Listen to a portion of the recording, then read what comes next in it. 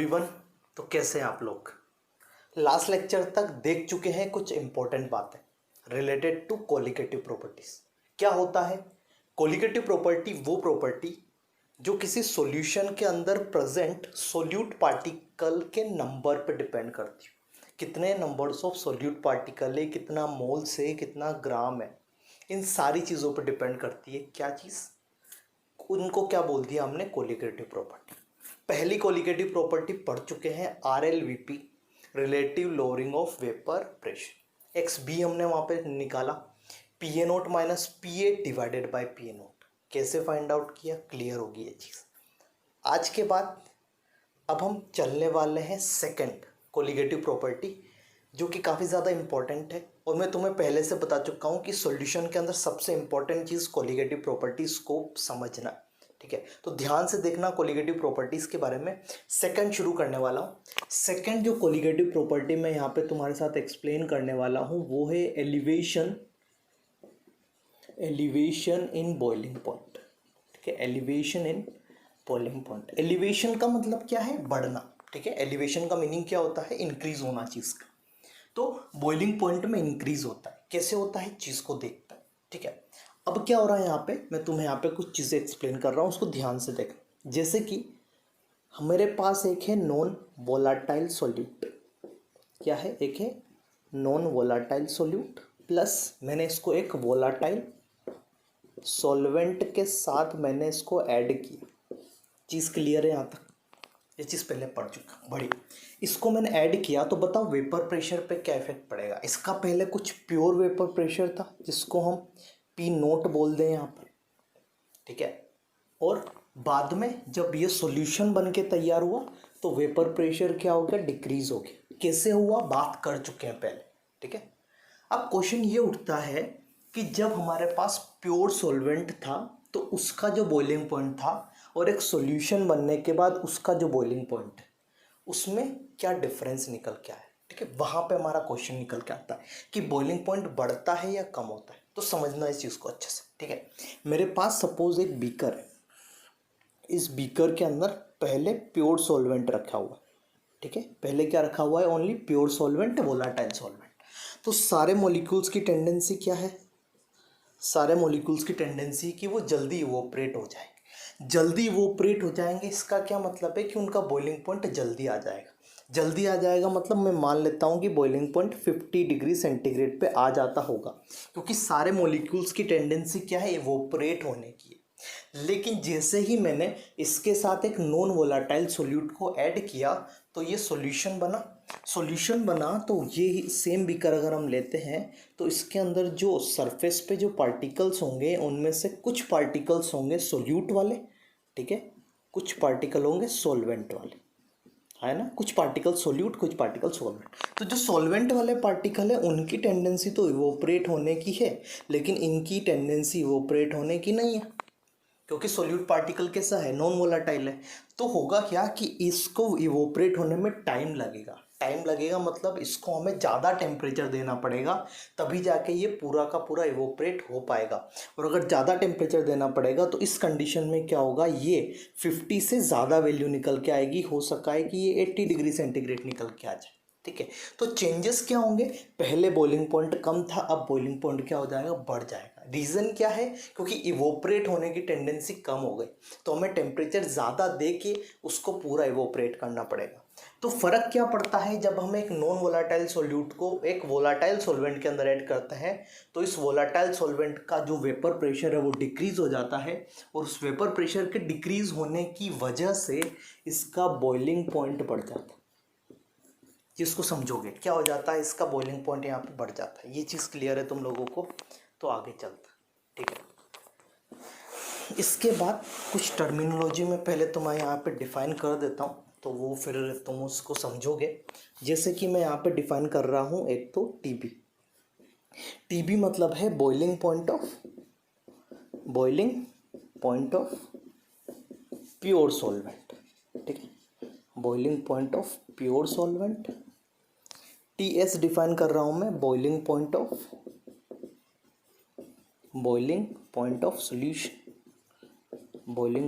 Solution. चीज़ clear है यहाँ तक। इसके बाद मैं डिफाइन कर रहा हूँ पी नोट। पी नोट मतलब vapour pressure of pure solvent, vapour pressure of pure solvent, solution नहीं सॉल्वेंट, सॉरी सॉल्वेंट। इसके बाद P अपने पास होगा simple P, vapour pressure of solution. चीज़ क्लियर है यहाँ तक, कोई डाउट नहीं होगा। ठीक है, ये कुछ टर्मिनोलॉजी जो डिफाइन मैंने पहले से कर दी। ग्राफ प्लॉट कर देते हैं अब इसके बीच में। ग्राफ किस किस के बीच में है? Vapour pressure versus temperature. ठीक है, एक कंडीशन है अपने पास, यहाँ पे आएगा पी नोट, यहाँ पे आएगा सिंपल कोई पी। ठीक है, अब एक ग्राफ हमें सॉल्वेंट होगा तब खींचना है, एक ग्राफ हमें जब सॉल्यूशन होगा तब खींचना है। तो एक ग्राफ जब हम इसको प्लॉट कर रहे हैं तो ये कुछ ग्राफ ऐसा निकल के आ रहा है। ठीक है, ये ग्राफ कुछ हमारे पास इस तरीके से निकल के आएगा। ऊपर वाला ग्राफ सॉल्वेंट का होगा, नीचे वाला ग्राफ सॉल्यूशन का होगा। ठीक है, क्योंकि हमें भी पता है कि किसी पर्टिकुलर टेम्परेचर पे अगर हम देखते हैं तो किसका वेपर प्रेशर ज़्यादा होगा? सॉल्वेंट का ज़्यादा होगा। ठीक है, सॉल्यूशन का at the same time vapour pressure decrease हो जाएगा क्योंकि हमने उसके अंदर एक नॉन वोलेटाइल सॉल्यूट ऐड कर दिया है। तो कभी भी ग्राफ अगर प्लॉट करोगे तो सॉल्वेंट ऊपर होगा, सॉल्यूशन नीचे होगा। रीज़न समझ में आ रहा हो? ठीक है, क्योंकि प्योर सॉल्वेंट का वेपर प्रेशर ज़्यादा होता है एज़ कम्पेयर टू सॉल्यूशन। ठीक है, तो यहाँ पे सपोज पहले कोई टेम्परेचर होगा अपने पास TB, उसके बाद एक टेम्परेचर आया, वो क्या हो गया? बढ़ के कितना आ गया? TS। ठीक है, तो जस्ट इसको मैं यहाँ पर दिखाना है। ठीक है, यहाँ पे थोड़ा सा इस ग्राफ को ऊपर बनाना पड़ेगा।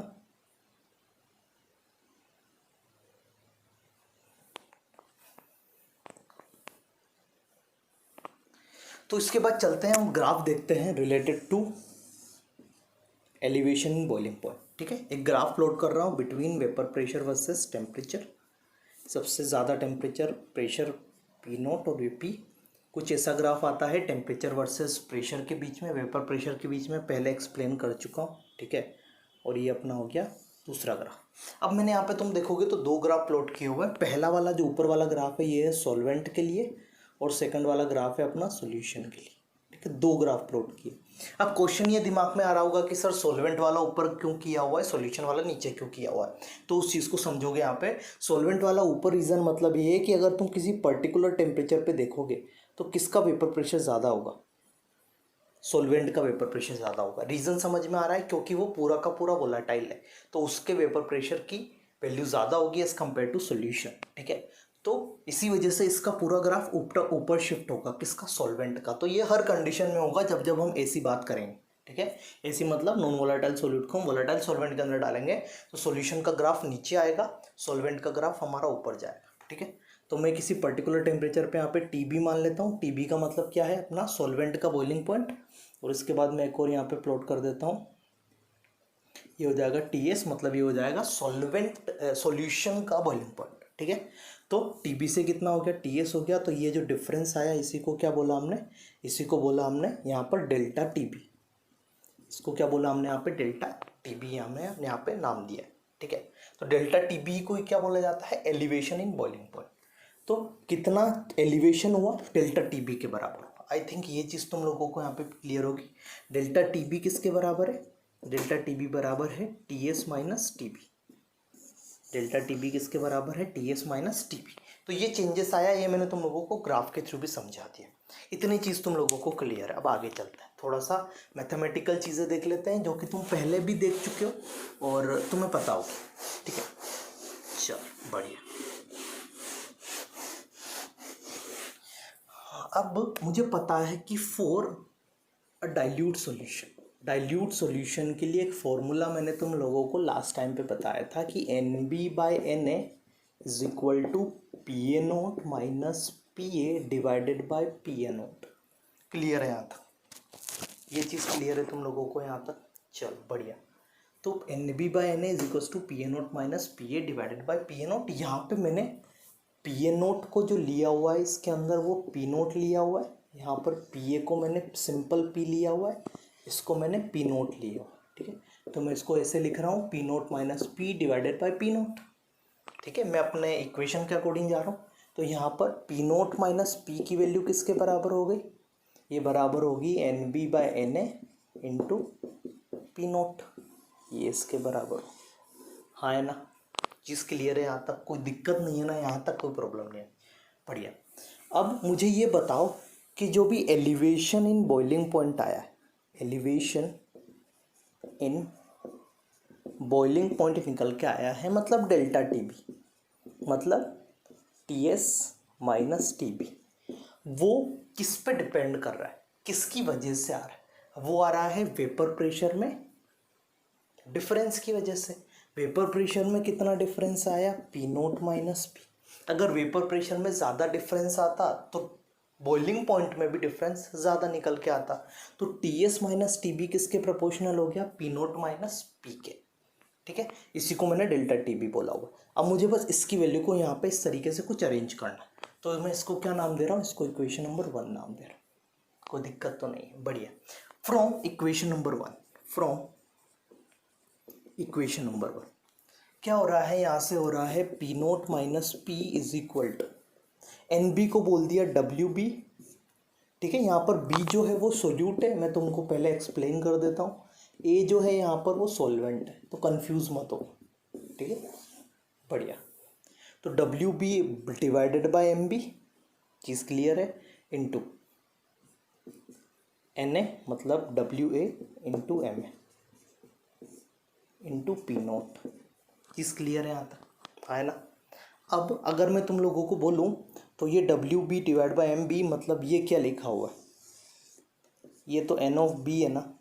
ठीक है, तो इसको लिख दिया मैंने सिंपल एन ऑफ बी, पहले भी वही लिखा हुआ था। ये है डब्ल्यू ए, ये ग्राम में है, तो ग्राम में का इसको अगर केजी में कन्वर्ट करना है तो इंटू 1000 कर देंगे, तो ये केजी में कन्वर्ट हो गया, इंटू यहाँ पे आ जाएगा M A into P naught. ठीक है, ये चीज़ क्लियर है। तो ये चीज़ अपनी पूरी की पूरी क्या बन गई? ये बन गई मोलैलिटी। ये चीज़ क्या बन गई? अपनी मोलैलिटी। ये चीज़ ध्यान रखना, ग्राम को मैंने किलोग्राम में कन्वर्ट करके इस चीज़ को पूरा क्या बोल दिया मैंने? इस चीज़ को क्या बोल दिया मैंने? यहाँ पे मोलैलिटी हो गई। ठीक है, ये नहीं, एक तरीके से इस चीज़ को नहीं बोलोगे, ये चीज़ अपनी मोलैलिटी होगी। ठीक है, ये मोलैलिटी होगी। बाकी किसी भी फॉर एनी सॉल्वेंट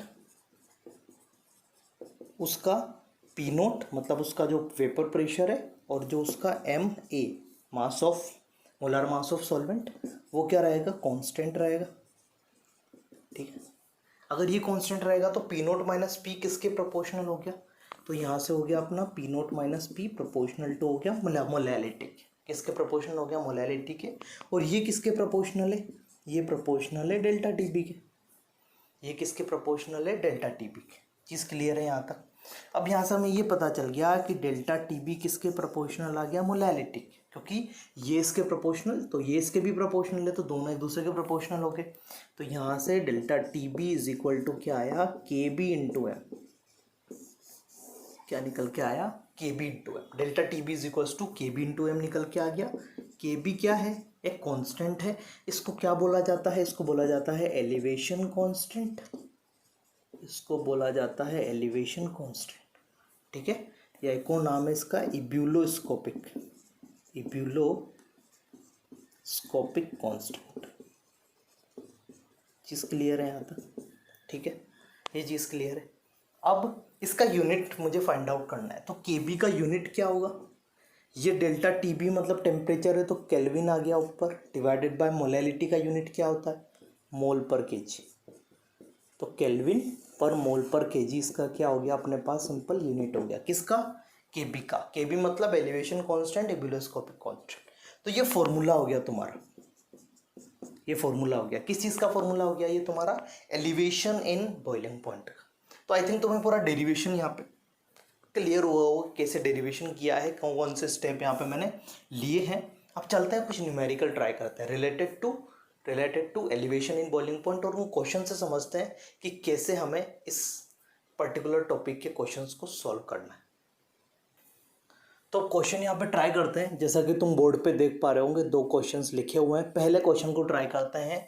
लिखा हुआ है on dissolving 10.8 gram glucose in 240 gram of water. ठीक है, क्या क्या दिया हुआ है लिख लेते हैं। वेट ऑफ ग्लूकोज दिया हुआ है, कितना दिया हुआ है? 10.8 ग्राम। वेट ऑफ वाटर दिया हुआ है, कितना दिया हुआ है? 240 ग्राम। चलो आगे चलते हैं। इसका मोलिकुलर वेट भी दिया हुआ था, तो एम ग्लूकोज लिख लेते हैं 180, ठीक है। और हमें एम ऑफ वाटर तो पता होता है, एम ऑफ वाटर हमें पता होता है कितना, 18। चीज़ क्लियर। लिखा हुआ it's boiling point increases by 0.13। Boiling point increase हुआ मतलब डेल्टा टी भी दिया हुआ है कितना, 0.13 डिग्री सेंटीग्रेड में दे चाहे केल्विन में दे, बात सेम है। के बी की वैल्यू फाइंड आउट करनी है हमें, यहाँ पे के बी निकालना है। सिंपल सा क्वेश्चन है, आराम से कर सकते हैं, ठीक है। चलो पुट करके देखते हैं। Delta T B is equal to K B into M, है ना। एम की वैल्यू पता लगाते हैं। एम क्या है, एम है एन ऑफ सोल्यूट, है ना, divided by W of solvent in K G. ये M N of solute. Solute क्या है यहाँ पे, ग्लूकोज। ग्लूकोज के मोल्स कितने हैं, 10.8 divided by M of glucose 180 into W solvent water 240 divided by 240। ये ग्राम में है, केजी में कन्वर्ट किया, 1000 से मल्टीप्लाई कर दी। चीज़ क्लियर है यहाँ तक। कैलकुलेट करोगे आंसर आएगा 0.25, ठीक है। आंसर क्या आएगा, मोलैलिटी 0.25। डेल्टा टी बी कितना है, 0.13 है, तो 0.13 is equals to K B into 0.25। तो के बी इक्वल टू कितना आ गया, 0.13 डिवाइडेड बाय 0.25। तो आंसर कितना आएगा, 0.52। आंसर कितना आ जाएगा, 0.52 आंसर निकल के आएगा। के बी की वैल्यू आई थिंक क्लियर होगी चीज़ें। कैसे फाइंड आउट किया यहाँ पे के बी, डेटा हमने सबसे पहले अरेंज किया, क्या क्या दिया हुआ है, डेटा को अरेंज करने के बाद इसके बाद हमने के बी निकाला मोलैलिटी के फॉर्म में। मोलैलिटी सबसे पहले निकाला, फिर हमने उसको वैल्यू को पुट किया और आंसर निकाला के बी का। सेकंड क्वेश्चन की तरफ चलते हैं, इंपॉर्टेंट चीज़ है। लिखा हुआ है solution of 2.5 gram of non volatile solid. Non volatile है, सॉलिड की बात कर रहा है, तो डब्ल्यू ऑफ सोल्यूट ही लिख देता हूँ मैं, डब्ल्यू ऑफ सॉलिड लिख लेता हूँ 2.5, ठीक है। हमेशा फिजिकल केमिस्ट्री के क्वेश्चन करते हुए पहले सारा डेटा जो दिया हुआ है वो लिख लो एक बार, बहुत ईजी हो जाती चीज़। Benzene is boiled at 0.52 degree centigrade higher than the BP of pure. Pure से इतना ज़्यादा, ठीक है, मतलब बढ़ गया, कितना बड़ा है, तो डेल्टा टी बी की वैल्यू दी हुई है कितनी, 0.52 डिग्री सेंटीग्रेड। 0.52 लिखोगे तो चल जाएगा। Calculate molar mass of substance, इसका मुझे मोलार मास पता लगाना है, एम ऑफ सॉलिड पता लगाना है, ठीक है। और के बी की वैल्यू दी हुई है तो वो भी नोट डाउन कर लेते हैं। के बी दिया हुआ है 2.67, बढ़िया। चलो आगे, इसके बाद अपना बेंजीन का मोलार मास कितना होता है, क्योंकि डब्ल्यू ऑफ अगर हम बात करें यहाँ पर, तो बेंजीन कितना दिया हुआ है, डब्ल्यू ऑफ बेंजीन दिया हुआ है 100 ग्राम, ठीक। इसका मोलार मास हमें पता है, एम ऑफ बेंजीन 78 होता है, ठीक है। C6H6 78। जस्ट अब हमें वैल्यूज पुट करनी है। Delta T B equal to K B into M. Delta T B दिया हुआ है 0.2 is equal to K B दिया हुआ है 2.67 इंटू मोलैलिटी में मोल्स ऑफ सोल्यूट। सोल्यूट क्या है ये, तो 2.5 divided by M into W of solvent मतलब बेंजीन का 100, ठीक है, डिवाइडेड बाय 1000, क्योंकि ये ग्राम में है तो ये 1000। वैल्यूज पुट करती है आई थिंक। यहाँ से एम की वैल्यू कैसे कैलकुलेट करोगे, इधर मल्टीप्लाई करके डिवाइड कर दोगे तो आंसर आ जाएगा 158.92। क्या आंसर आएगा यहाँ से, 158.92 निकल के आएगा molar mass of the solid substance. तो आई थिंक चीज़ें क्लियर होगी। यही क्या है अपना एम ऑफ सॉलिड है, चीज़ यही क्या है अपना एम ऑफ सॉलिड। यहाँ से मैंने फाइंड आउट कर लिया, सिंपल सी चीज़ है। आई थिंक चीज़ें यहाँ पे थोड़ी क्लियर हुई होगी।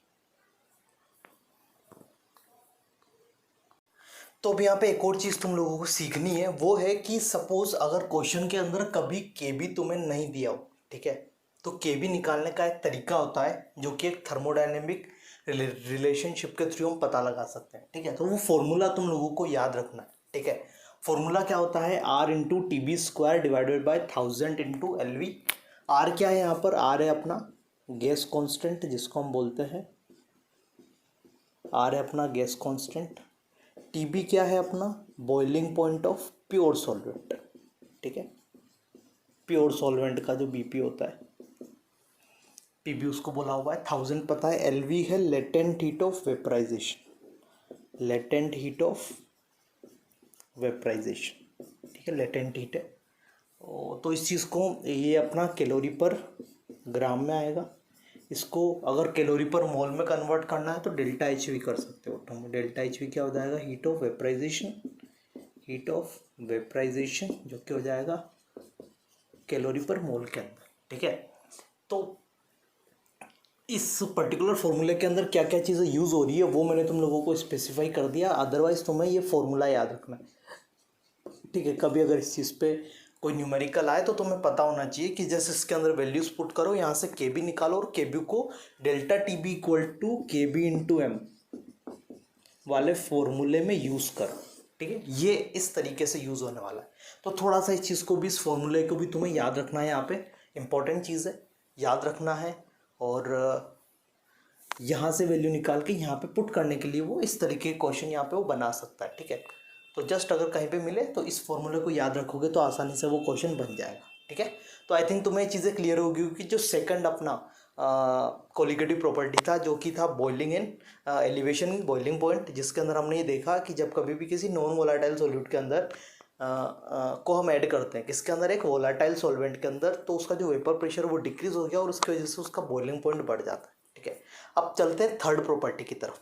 तो देखते हैं अपनी थर्ड प्रॉपर्टी क्या है इसी पूरे अगर हम बात करें कोलिगेटिव प्रॉपर्टी के अंदर, तो थर्ड प्रॉपर्टी हमारी क्या निकल के आए, ठीक है। तो देखते हैं, अच्छे से देखना है इसको ध्यान से। थर्ड प्रॉपर्टी की बात करते हैं। तो थर्ड प्रॉपर्टी जो है अपनी यहाँ पर वो है डिप्रेशन। क्या है, depression in freezing point, depression in freezing point, depression में, ठीक है। डिप्रेशन इन फ्रीजिंग पॉइंट क्या होता है समझते, बेसिक डेफिनेशन से समझते हैं। सपोज वापस से सेम चीज लेते हैं, कोई नॉन वोलाटाइल सॉल्यूट है, क्या है, कोई नॉन वोलाटाइल सॉल्यूट है, ऐड किया एक वोलाटाइल सॉल्वेंट के साथ, वेपर प्रेशर क्या हो गया, डिक्रीज। अब हम यहाँ पे बॉइलिंग पॉइंट की बात नहीं कर रहे हैं, अब हम यहाँ पे फ्रीजिंग पॉइंट की बात कर रहे हैं कि उसके फ्रीजिंग पॉइंट पे क्या इफेक्ट पड़ेगा। तो समझोगे, अच्छे से समझोगे। ये रहा अपना सिंपल प्योर सॉल्वेंट, ठीक है। ये इसके मॉलिक्यूल्स है। अब इनके इवोपरेट होने की टेंडेंसी क्या है, ज़्यादा है, ठीक है। इनके इवोपरेट होने की टेंडेंसी क्या है, ज़्यादा है। तो इनका जो फ्रीजिंग पॉइंट होगा, ठीक है, इनका जो फ्रीजिंग पॉइंट अगर मैं बात करूं तो वो फ्रीजिंग पॉइंट सपोज अगर हमारे पास आ जाता है -5 डिग्री सेंटीग्रेड, ठीक है। इनकी इवोपरेट होने की टेंडेंसी काफ़ी ज़्यादा है, तो इनका कितना आ गया -5 डिग्री। लेकिन सपोज जैसे ही मैंने इसके अंदर एक नॉन वोलाटाइल सॉल्वेंट ऐड किया तो इनके इवोपरेट होने की टेंडेंसी क्या हो गई, कम हो गई, कम हो गई, डिक्रीज हो गई। इवोपरेट कम हो रहे, इवोपरेट कम हो तो फ्रीज जल्दी हो जाएंगे, इवोपरेट कम हो रहे हैं तो फ्रीज जल्दी हो जाएंगे। और अगर फ्रीज जल्दी हो जाएंगे तो पहले अगर -5 डिग्री सेंटीग्रेड पे फ्रीज हो रहे थे तो हो सकता है कि अब -10 डिग्री पे हो जाए, ठीक है। पहले -5 डिग्री पे क्या हो रहे थे, ये फ्रीज हो रहे थे। अब हो सकता है कि ये -10 डिग्री सेंटीग्रेड पे ही क्या हो जाए, फ्रीज हो जाए। तो इनके जो भी फ्रीजिंग होने की जो टेंडेंसी है वो क्या हो गई, डिक्रीज हो गई। फ्रीजिंग पॉइंट इनका क्या हो गया, डाउन हो गया, नीचे चला गया।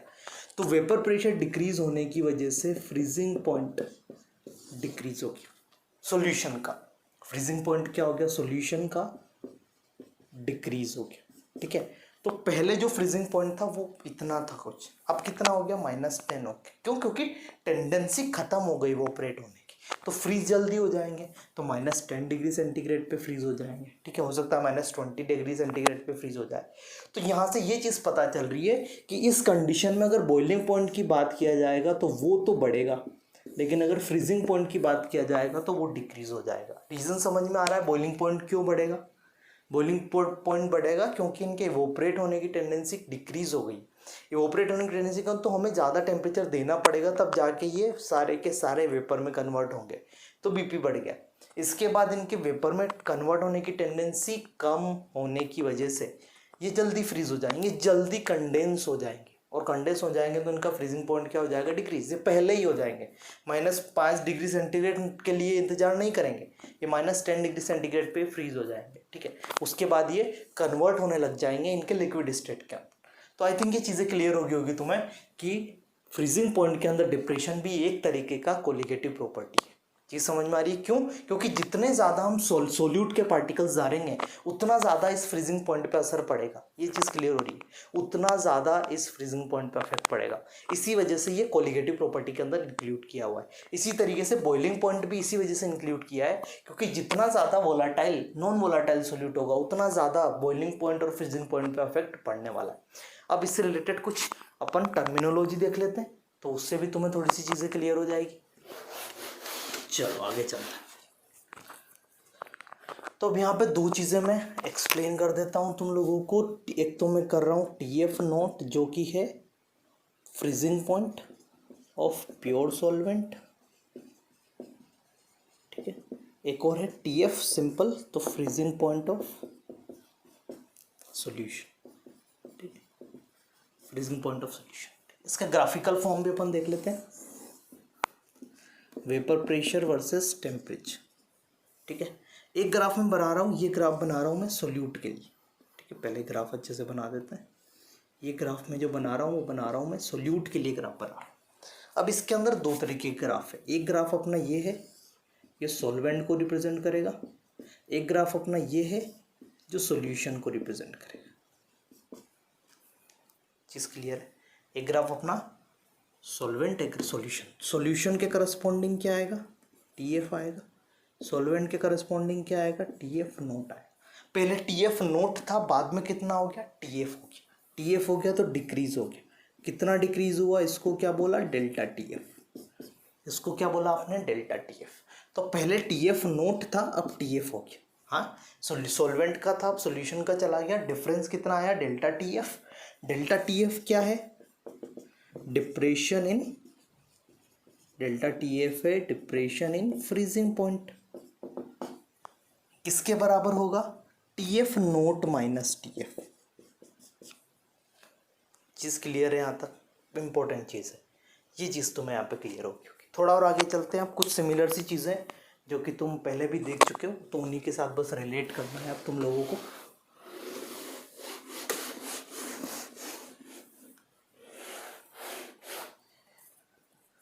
अब जैसा कि ये डेल्टा TF किसके प्रोपोर्शनल होगा, प्रोपोर्शनल होगा P नोट माइनस PS के, है ना। सॉल्यूशन P सिंपल भी लिख सकते हैं, ठीक है। तो P नोट माइनस अगर PS के प्रोपोर्शनल होगा, और ये किसके प्रोपोर्शनल है, पहले ही देख चुके हो, मोलैरिटी के। तो वापस से सेम बन जाता है यहाँ पे, delta TF proportional to molarity, ठीक है। फिर हम बोल सकते हैं same as elevation in BP। तो डेरिवेशन वहाँ पे किया था वो सेम अप्लाई यहाँ पे करना है। फिर ये हो जाएगा delta TF is equals to KF into M, है ना। बस फिर KF क्या होगा अपना, KF होगा डिप्रेशन इन, KF हो जाएगा depression in freezing, sorry depression constant, है ना। ये इसको एक और नाम दिया जाता है, क्रायोस्कोपिक कांस्टेंट।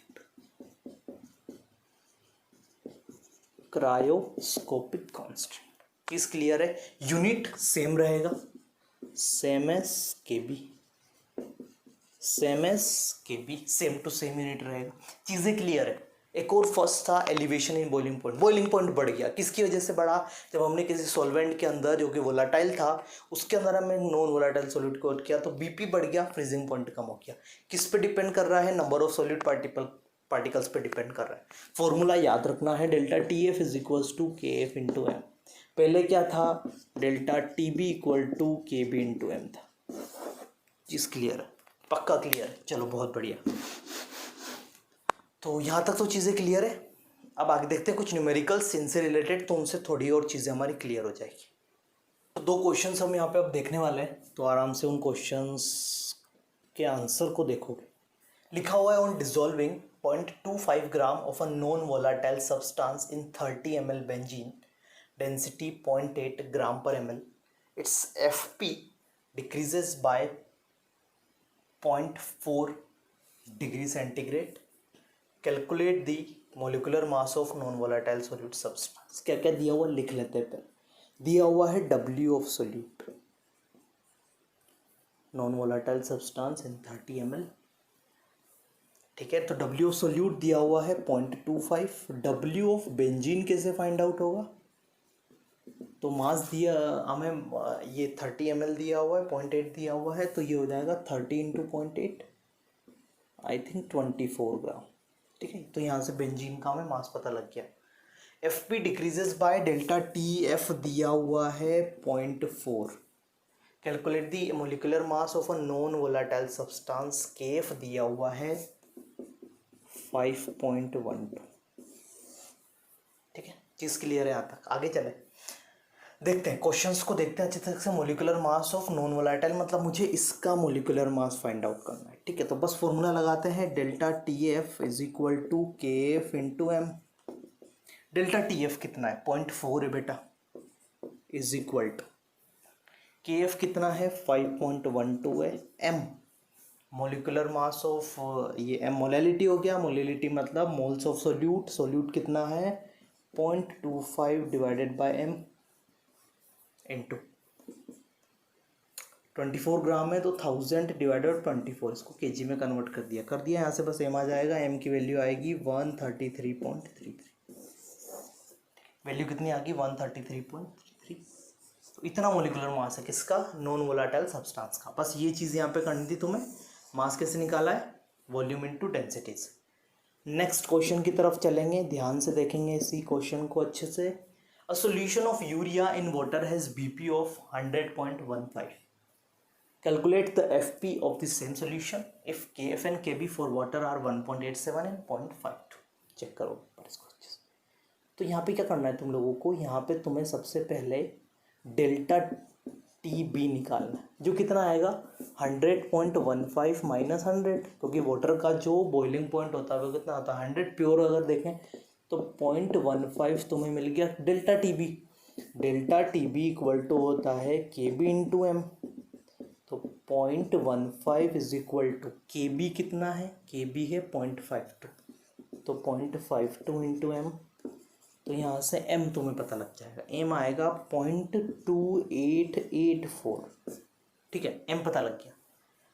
m पता लग गया, इस m को हम कहाँ यूज़ करेंगे, delta T F is equal to K F into M में के एफ कितना दिया हुआ है 1.87 इंटू 0.2884, तो आंसर कितना आएगा 0.54। डिग्री में चल रहा है, ठीक है, ऑफकोर्स डिग्री सेंटीग्रेड में चल रहा है ये, तो ये भी डिग्री सेंटीग्रेड में अपने पास निकल के आया था 0.52। तो ये 0.52 निकल के आया है, तो फ्रीजिंग पॉइंट कितना होगा, डिक्रीज हो जाएगा। कितना डिक्रीज हो जाएगा, -5.4। ठीक है, ऐसे 0 डिग्री होता है ना, 0 डिग्री होता है, तो 0.52 तो माइनस में कितना चला जाएगा 0.54। तो आई थिंक तुम्हें दोनों क्वेश्चन यहाँ पे क्लियर हो गए होंगे किस तरीके से किए हैं, जो कि काफ़ी इंपॉर्टेंट है। ठीक है, तो समझ में आ गया होगा, डेरिवेशन समझ में आ गया होगा, कुछ क्वेश्चन समझ में आ गया होगा। बाकी खुद क्वेश्चन को ट्राई करोगे बुक से तो तुम्हें थोड़ी सी क्लैरिटी वहाँ पे ऑफ कोर्स मिलने वाली है। ठीक है, तो जैसा कि अभी हमने एलिवेशन इन बॉइलिंग पॉइंट के अंदर देखा था कि हम एक थर्मोडायनेमिक रिलेशनशिप की मदद से के भी फाइंड आउट कर सकते हैं, वैसे ही केव भी फाइंड आउट किया जाता है एक थर्मोडायनेमिक रिलेशनशिप से। थर्मोडायनेमिक रिलेशनशिप से, ठीक है, हम क्या फाइंड आउट कर सकते हैं यहाँ पे, केएफ भी फाइंड आउट कर सकते हैं। आर क्या है, आर है सिंपल है कि गैस कांस्टेंट। टीएफ नोट क्या है, ये है अपने पास प्योर सॉल्वेंट का freezing point of pure solvent. Delta H fusion क्या है, हीट ऑफ फ्यूजन किसका, सॉल्वेंट। और एम क्या है, molar mass of solvent. M है मोलार मास ऑफ सॉल्वेंट। तो ऑफ कोर्स याद रखना है फॉर्मूला, ठीक है, इंपॉर्टेंट है, याद रखना है। तो ये चीज़ें थी रिलेटेड टू अपने, आज हमने 2 कोलिगेटिव प्रॉपर्टीज़ को देखा, डिप्रेशन इन फ्रीजिंग पॉइंट और एलिवेशन इन बॉइलिंग पॉइंट। एक और लास्ट अपने पास कोलिगेटिव प्रॉपर्टी बची हुई है, वो अगले लेक्चर में हम उसको कवर करते हैं, ठीक है। तो ये कोलिगेटिव प्रॉपर्टी थोड़ा सा इंपॉर्टेंट पार्ट है, तो ध्यान से देखना है तुम्हें, चीज़ों को समझना है, ठीक है। बाकी मिलते हैं नेक्स्ट लेक्चर में, तब तक के लिए तुम्हें क्या करना है, लेक्चर के नोट्स डिस्क्रिप्शन बॉक्स में तुम्हें मिल जाएंगे, तो वहाँ से जाके तुम आराम से छाप सकते हो और नई चीज़ें पढ़ते रहो, ट्राई करते रहो, क्वेश्चंस ट्राई करते रहो, तो चीज़ें थोड़ी और क्लियर होगी। बाकी मिलते हैं नेक्स्ट लेक्चर में, तब तक के लिए मेरी तरफ से